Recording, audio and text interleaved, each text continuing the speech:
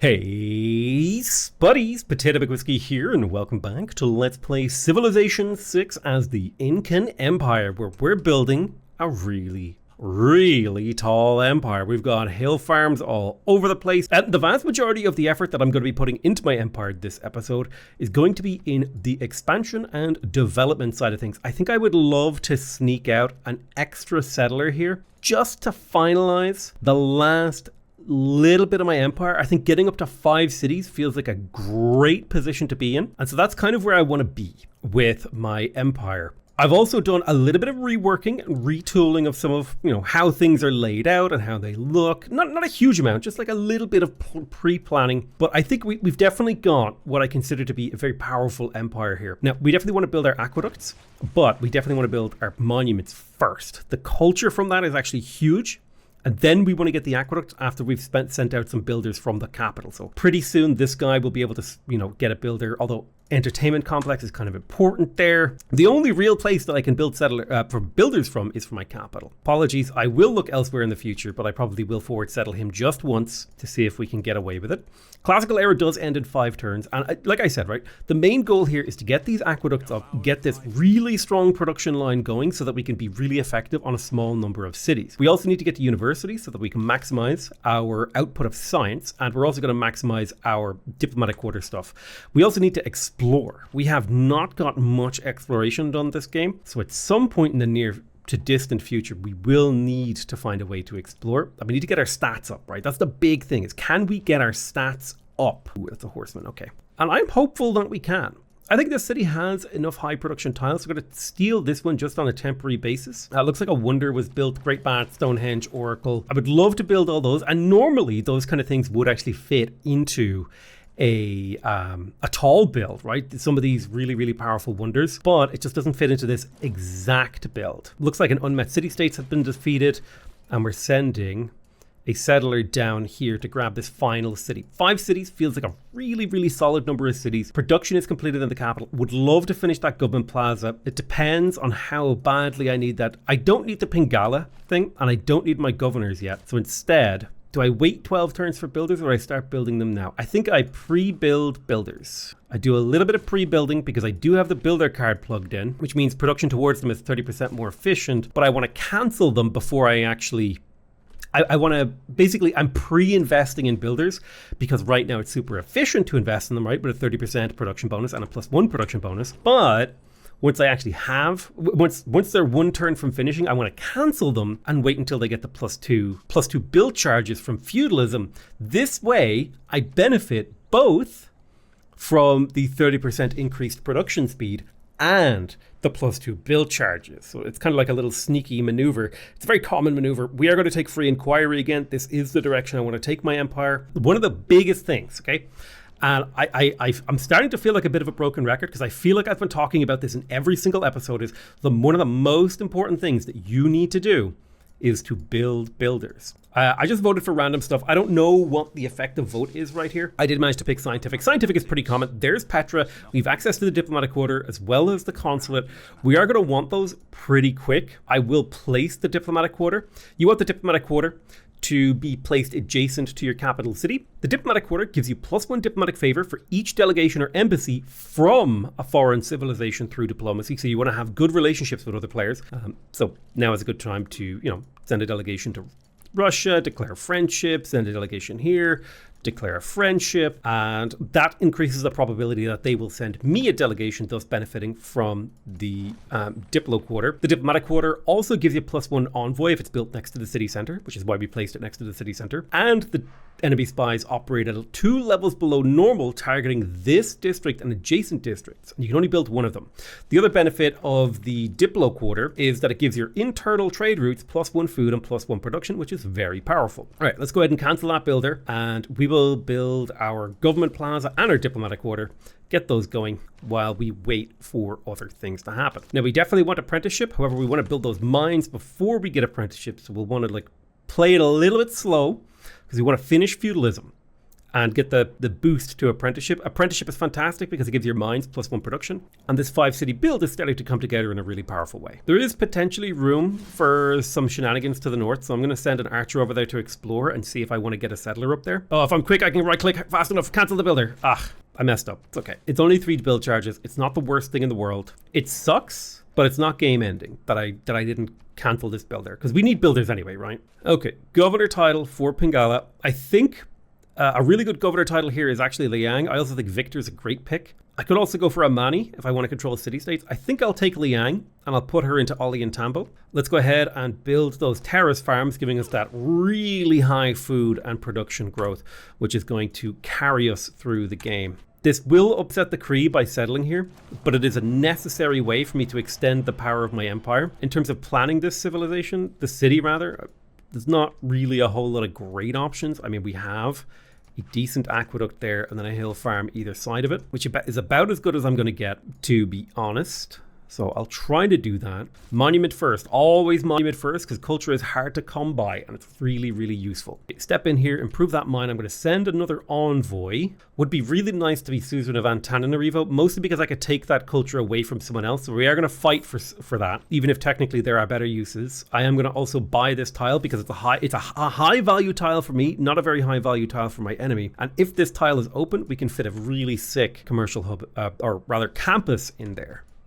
There is also the potential to settle in here, which is kind of interesting. Feudalism is complete. We're going to go ahead and switch into feudalism. I'm going to drop colonization. I'm going to take serfdom. We're going to keep urban planning. And then I'll plug in God King for the little bit of gold and faith. We're going to quickly swap in. Now that we get extra build charges from our builders, we're going to pop those in there. I'm going to build another mine. I'm going to switch away from apprenticeship because by building a mine, I can finish it anyway. And instead, I will put turns into sailing. I'm going to grab mysticism so that I can get the envoy.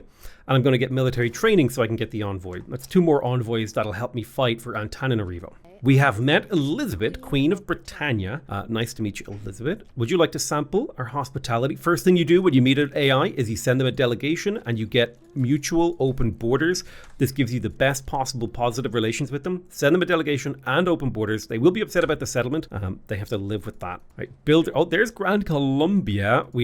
Remember, very first thing you do when you meet a new civ, send them a delegation, send them all the good stuff. Make sure that you develop that relationship.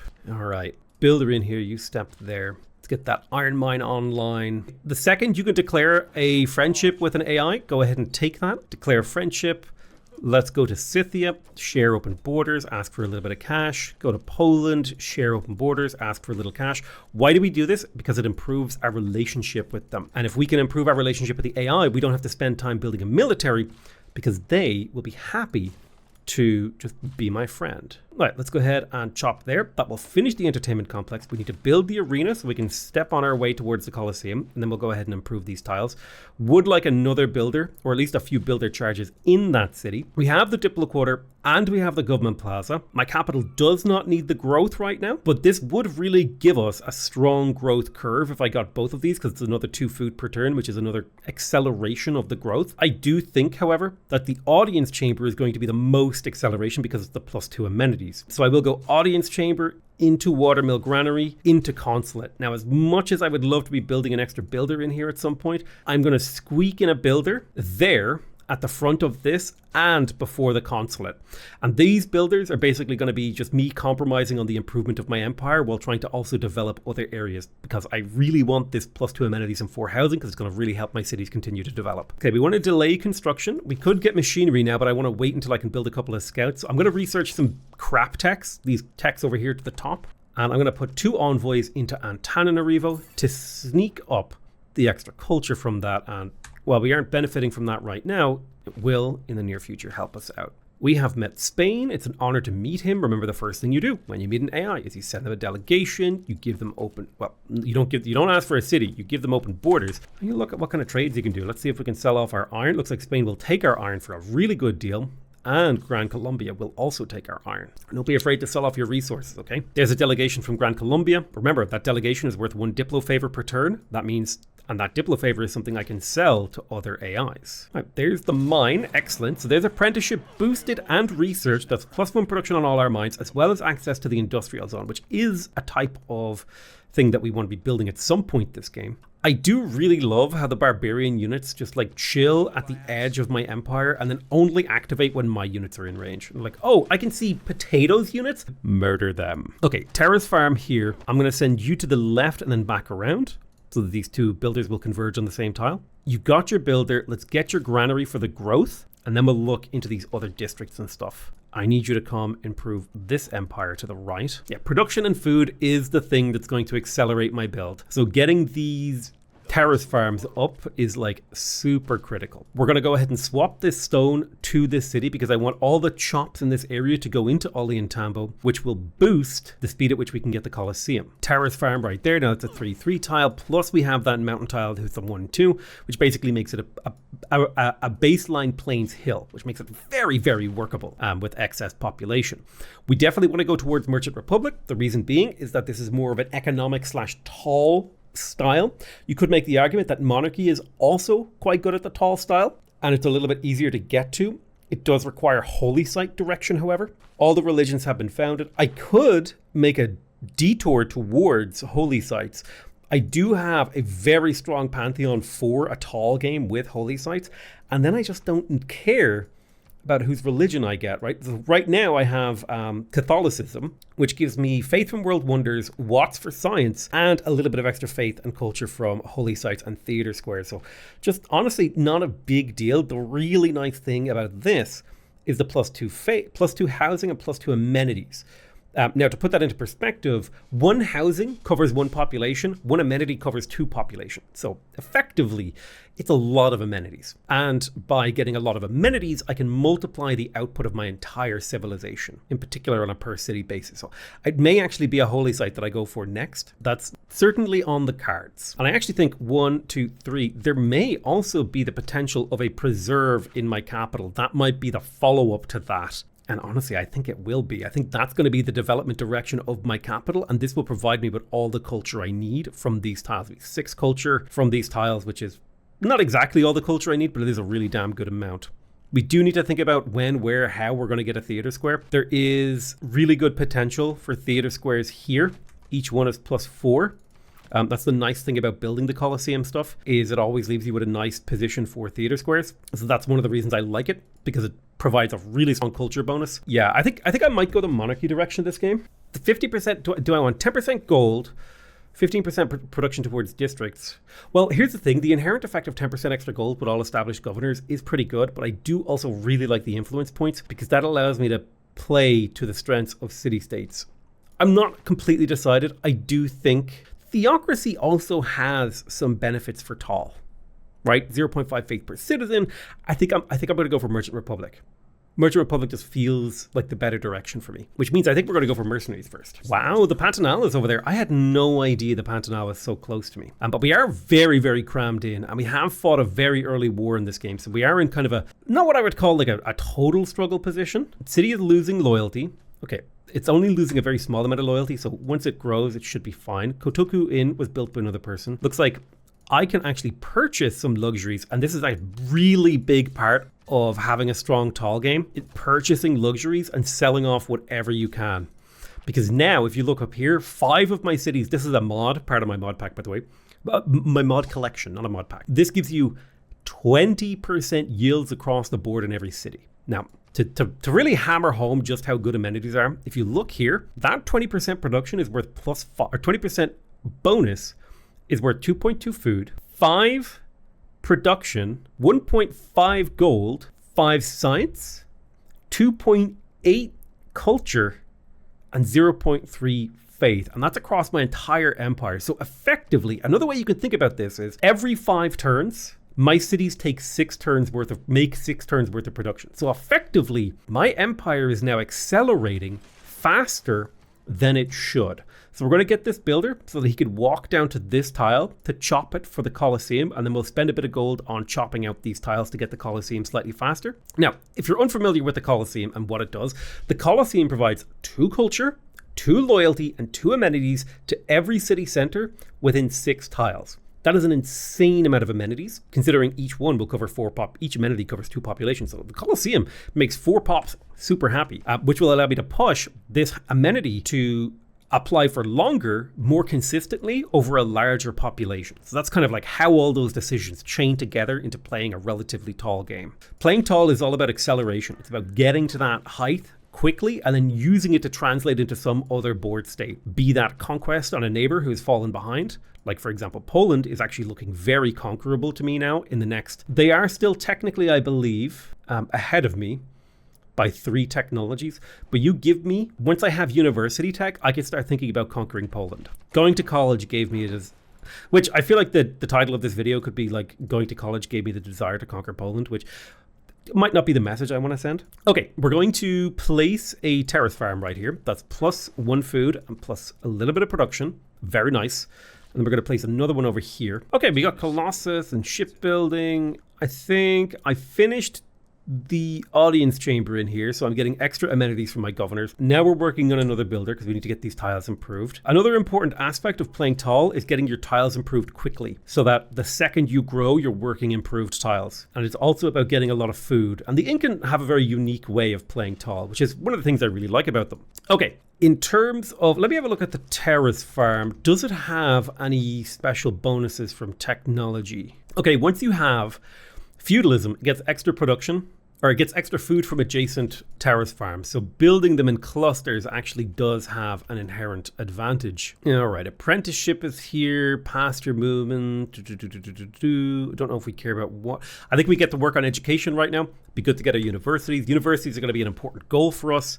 We're going to grab our next governor. I'm going to grab Victor and appoint him into Sausa to give the city an extra 2 amenities as well as +4 housing. Okay, excellent. Then we get the terrace farm in here. Look at these terrace farm yields. They are insane. These mountains will be extremely effective tiles to work when the time comes. All right, nice. The new wave of builders are starting to finish. We will chop out an extra builder from here. We've got some spare builders we can send. Also, look at this delicious mountain tile with 3 food, 2 production. Let's get another terrace farm right there. That's a 4 food, 2 production tile. We're actually probably going to go builder straight into an aqueduct here. And I just focus on gold purchasing these tiles if we need to. Gold can be the sign of nobility. No, I think getting the monument first to grow, because the first few tiles you get are really easy to grow with culture. So focusing on that is actually a good move. Okay, I have enough iron. Oh, I don't want to. Oh, this is spare. So yeah, I'll sell that to you. And it looks like some people want to buy my iron, so we'll just sell that off. It's a great way to develop an extra large economy. We have the granary done in Sausa. Now is the time to strike when it comes to getting a campus online. We are also going to want to place the encampment soon. So we want to wait until the city hits 4 pop, and then we'll do it. Let's place our campus to secure it. I don't see a much better campus than this. A +2 is fine, but get that monument up in a few turns and you head over here to improve these tiles. Let's go ahead and buy the Colosseum tile. We will cancel the builder. Colosseum in 14 turns. So I chop this tile. Boom. Now we'll get the Colosseum in 13 tiles. Boom. And then when we chop this stone over here, we'll save more time, and then we'll just chop, chop, chop and get that Colosseum. And that's going to give us huge multiplication potential. In terms of cities that I think I need to develop faster, I think Pisac is an important city to develop. So I'm going to put this trade route in here so that I can trade internally with my capital, which will also give me a road. And by trading internally, I will get a nice production line here. Interesting choices, Poland. So in Ollantaytambo, I'm going to take my gold. I'm going to buy that tile. We're going to move you into position. You're going to move into position here as well. Getting all our chops away. Ooh, I do. Oh, okay. Unlucky on the positioning of that. That would have been a nice campus because now it's too far away. So we'll have to build a slightly worse campus over here. But that's okay. +1 is still fine because the plus bonus is actually not the most important part of the campus. The buildings are the important part. So let's make sure we place that campus. And why are we going campus? Because campus is the easiest advantage to translate into other areas of success. Now, we're going to grab ourselves a granary in here because the city is housing locked at 2. And then we're going to grab ourselves the aqueduct. This will give us the housing and the production and all the stuff that we need. We will get builder charges down here eventually. It's just not a priority right now. We're going to go ahead and harvest this stone. Boom. Plus 2 turns shaved off the Colosseum, which is fantastic. We're also going to get ourselves a terrace farm over here to make the yields over here just be better. And I'm exploring with a warrior down here because knowing what my enemies are up to and what things are available to me in terms of like how I could approach the rest of the game is useful. Okay, chop the jungle. That'll shave another turn off that.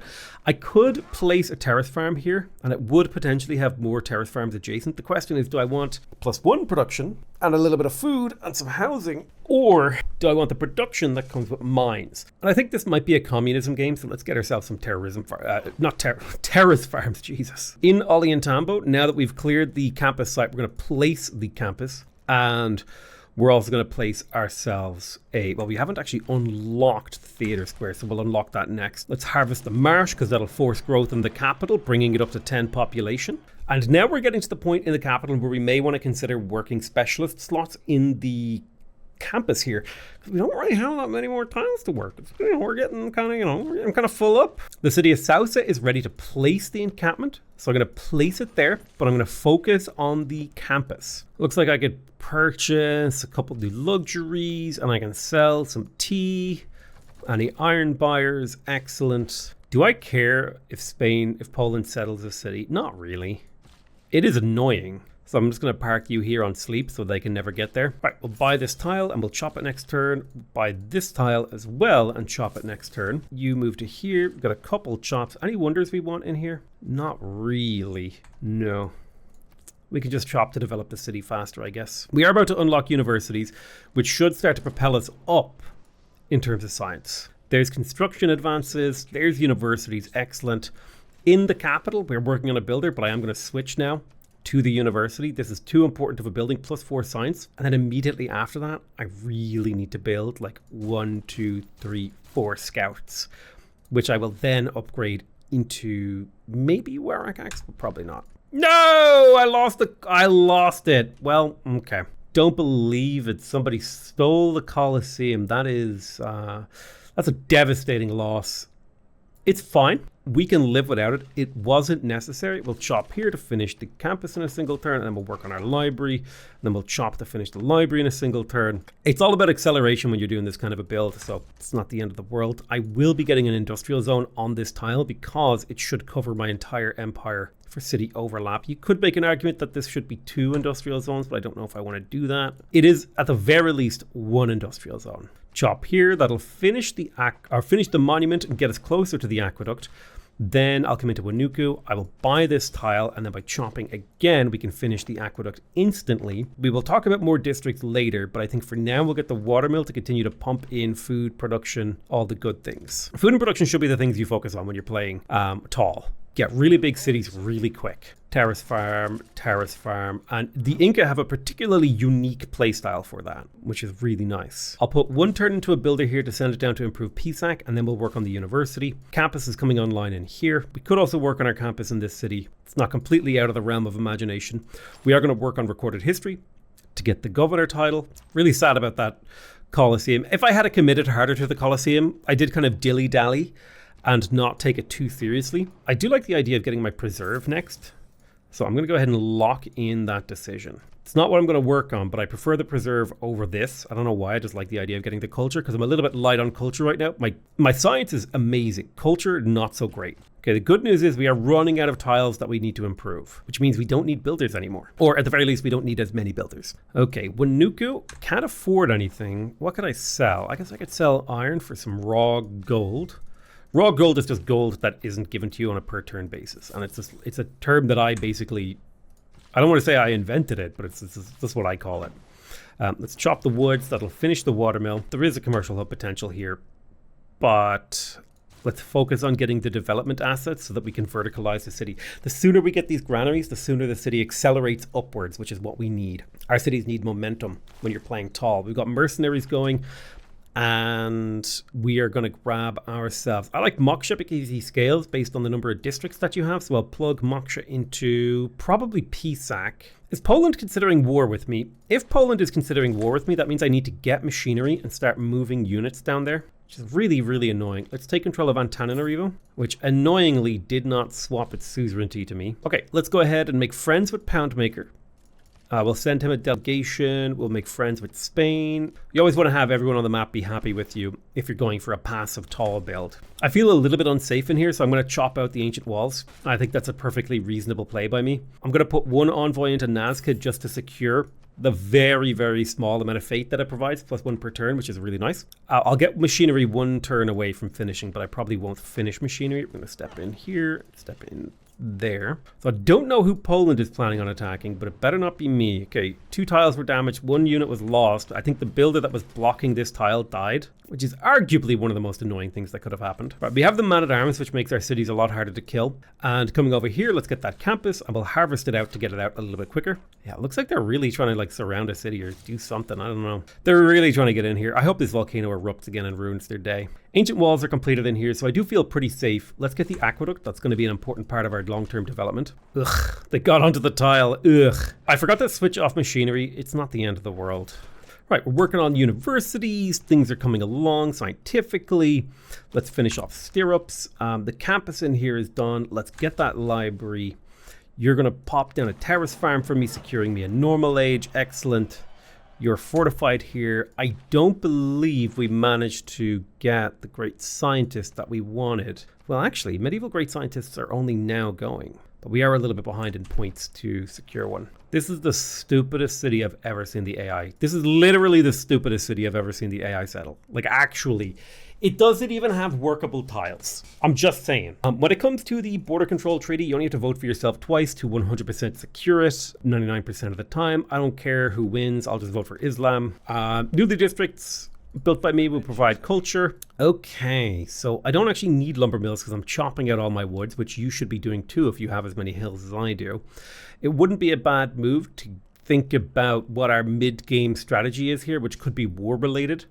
So I'm going to go ahead and pick up military engineering. And if I hit neither, we might consider a bombard push on Poland, depending on the situation. Mega Colossal Eruption doesn't feel very good. Let's get a crossbow in here. Makes my empire feel a little bit better defended. We're up to 82 science per turn, which is pretty competitive with the AI right now. We're up to 46 culture per turn, which is very competitive with the AI considering it's turn 120. And we are in the process of building more science. There's the war deck that I was not expecting, but was expecting. Let's shoot the catapult. You fortify in the city as you are, and then we'll slowly move out the crossbow here. I'm going to grab these 2 units and start moving them to defend. Let's grab a couple more Wartime acts. They will serve on defense and also hopefully on exploration. I'm going to pop into Poland's territory in the hopes that they don't declare war on me so I can keep this builder alive. Oh, Poland did declare war on me. Oh, shocker. Okay, so Poland was looking to declare war on me. They forward settled me and then declared war on me, which is a pretty treacherous series of events to have happen to you. So we got you in there. You're moving this way. Let's make man-at-arms happen. I'm going to use my gold to get rid of God King and instead plug in feudal contracts so I can build units slightly faster. This will allow me to get crossbowmen faster, but I think I prefer to get trebuchets because they can actually level up into something that's useful. We definitely need to kill the catapults. I only lost I lost 4 build charges there. It's pretty bad. As far as I'm concerned though, we're in pretty good shape. I'm going to build this encampment to secure the border with Poland on this pass. I do have an archer up here who can become a crossbowman. And did we in fact find any niter? We did not. So a bombard push is not on the cards here, annoyingly. Getting war decked is one of the most annoying things to happen when you're going for a chill tall game. You become a crossbowman, you step over here, shoot that crossbowman. No, don't exit. The sequence of misclicks. Then you attack there, then you attack there. That crossbowman is now dead. You stay fortified in here to keep the city just well defended. Slowly recruit me a man-at-arms. Now remember, the goal of a man-at-arms is to hold the front line. It's not to attack. Man-at-arms are, melee units are defensive. Jesus, they're trying to kill Pisac, okay. Right, 1, 2, and 3. You move up, and if I shoot this guy, I need to secure some kills, make sure that they die. Small chance Pisac dies next turn, but if I can break the siege and keep it alive, I think we'll be okay. I like the damage output of the Wartime for this war. I'm lucky I was building one. I should have reassigned Victor to Pisac actually a lot earlier and Moksha to Sausa. And the final governor I'm going to take here, I think probably should have been Magnus considering all the chopping I was doing, but I wanted to do a Magnus-free game to show that you don't have to play around Magnus all the time. Okay, I just need the city to survive a little bit longer. Perfect. It survived the exact amount it needed to for me to eject my unit from it. Let's step up here, and then you can double shot. Well, you can shoot and then promote, and then be an Alpine. You can shoot there. You move forward. You fortify. Shoot that. All right, we're holding the line pretty okay. Pisac will die. I hope they don't delete it. It'd be nice if they didn't raise it. Here's the thing though, I didn't invest that much in it, so it's actually not that big of a deal, and it was not generating that much for me, so it's not that big of a deal. It is what I would consider to be an acceptable loss. Obviously, you know, ideal world, no losses, but you know, there are acceptable levels of loss. Encampment, I'm going to put time into the university while we wait for that encampment to come back online. Let's fortify these two dudes. And we have the crossbowman from behind doing the work. You need to promote. I'm going to take Arrow Storm. Okay, I'm feeling pretty good about my situation here. The real question is, though, do I go on a retributive rampage here? Do I turn around and murder both England and Poland here for having the audacity to attack me? And I think I might. Oh, come on, dude. What is that? Free city. Spawning two free city man-at-arms inside my territory. Literally could have spawned inside Spain's, but spawns in mine instead. Is technically further away. God. The anti-player bias is strong today. All right, shoot you, put you in a bad shape. We'll make our trebs from the capital. Now, you do need to become a crossbowman, but before that, you need to kill this trebuchet so it can't get efficient damage on the city. I'm going to bring these Wartime to the front. They're pretty decent units. Wartime and Trebs. I don't know why they thought this would go well for them. Surely, like, here's the thing. They declared war on me, their lives are forfeit. That's how I see it, right? If you declare war on me, we're done, me and you. Monumentality, boom. All right, we got that kill right there. That's perfect. We slaughter that horseman. The encampment is up in a couple turns. Trebuchet wants to finish you, and if he doesn't, I can at least shoot you. That's fine. Definitely need to get rid of these guys because they're going to pillage and be annoying and do all sorts of stuff. Okay. They probably pillaged my trade route too. They did pillage my trade route. Those mother... God damn it. All right, you step up here, shoot once and shoot twice. Incredible. Move there and shoot him. Great kills. The Wartime is an extremely mobile and extremely deadly unit when used in small-scale skirmishes. The fact that it can attack twice without taking retaliation is incredibly powerful. However, if it does take retaliation, it's really bad news. Let's make sure we're building a well-balanced army of Wartime, trebuchets, crossbowmen. You know, you don't want too much of one, too little of the other. You want a decent mix. Okay, crossbowman can shoot uphill into him. My Wartime can surround. Let's get you into this district to defend it. And I really want to finish that, but I'm going to get to work on the barracks. You're literally the only city that can build these things, so I will build them there. Also, loving that I managed to culture bomb this and be really annoying. Fuck those guys. That's my take. All right, shoot you with my treb. I want to hit them with my trebs because I want them to level up. And this is free experience on your trebuchets, and trebuchets are hard to level. They're hard to level because they're hard to keep alive. They got to shoot cities to be efficient, right? Free builder. Right, shoot him. Perfect. Go ahead and make me a crossbow to fill out my army. We'll just shoot him to finish him. This Wartime may be dead, depending on how much damage these guys do when they shoot. They cannot take a hit. They can deal hits. Taking hits, not their strong suit. Yeah, like they literally get like 2 shots. There's no way I'm piecing you out, bro. I'm turning your empire into a vassal empire. That's what's happening here, okay? Accept it. There is no universe in which I piece an AI out who declared giga war against me. We're waiting for the trebs. We're waiting for the support units. All right, we have printing now, which gives us +3 combat strength against all enemies in war. It's a useful ability, believe it or not. And we can do some cheeky mountain tile popping. Fast movement through the mountains if we want. So we're just waiting for the trebuchets. Ideally, you want to move 3 trebuchets into the range of the city the turn that you hit them, with ideally also a siege tower. Can I afford a siege tower? I wonder if I could sell some of this iron to get gold to buy the siege tower. I can. The other thing I need to purchase are some luxuries to bring my cities up to ecstatic level.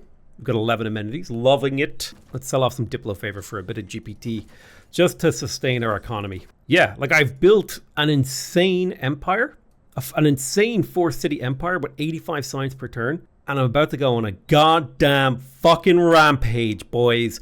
Let's go. I want to thank you guys very much for watching. I love you all very much, and I'll see you guys next time. Bye-bye.